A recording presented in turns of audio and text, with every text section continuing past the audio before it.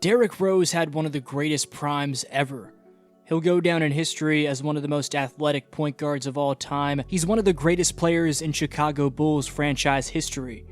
In the 2010-11 season, he became the youngest MVP in the history of basketball at age 22, a record he still holds to this day. He won said MVP in a league with prime LeBron, Kobe, Durant, and Dirk. Don't get it twisted. If he hadn't have suffered an ACL tear in 2012's first round against the Sixers, he would have won multiple championships as a number one option. That's how talented this man was. More on the what-if question coming up, but Rose also suffered a pair of tears in his right knee's meniscus in 2013 and 2015, along with a tear to his left meniscus in 2017. Let's talk about what Rose was like before suffering them, though. His prowess to explode at the point of attack or when pushing the tempo in transition before carving up lanes with innate precision and finishing with either finesse or force in the form of either up and unders or line drive explosions was second to none. D. Rose was a very well-rounded player.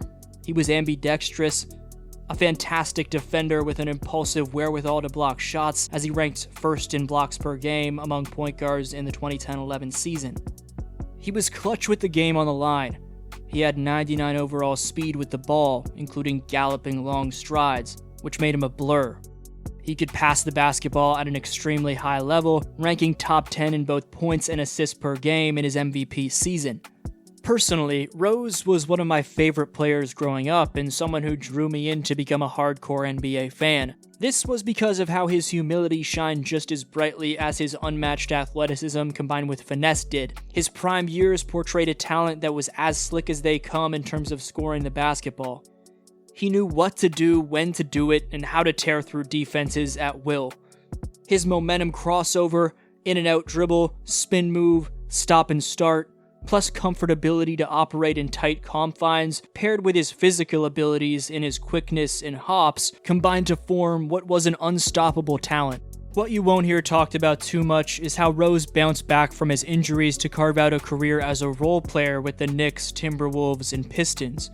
He was 8th in Most Improved Player of the Year voting and 6th in Sixth Man of the Year voting in 2018-19. He was 7th in Sixth Man of the Year voting the next year, and then in 2021, the man even received an MVP vote while being 3rd in Sixth Man of the Year voting. Everyone will remember where they were when Rose hit the game winner against the Cavs in 2015 to give the Bulls a 2-1 series lead in the Eastern Conference semifinals, a jumper that showcased how he'd adapted to multiple major knee surgeries while still leading a franchise at the time. In 2018, Rose had recovered and gained enough confidence in his game to the point where he dropped 50 on 19 for 31 from the field when he was with the Timberwolves against the Utah Jazz, a touching moment that threw back the clock. The fact that Rose was still able to do that after all those surgeries was insane, and even gave us a slither of hope that the prime version of Derrick was back. Regardless, it was an incredible moment that let us know about the perseverance of Rose to never stop training by committing hours to perfecting his craft, even after things went drastically wrong for him health-wise repeatedly. There's always going to be the question of what if he never got hurt, but if you were to rank the greatest primes of all time, Rose would be right there near the top.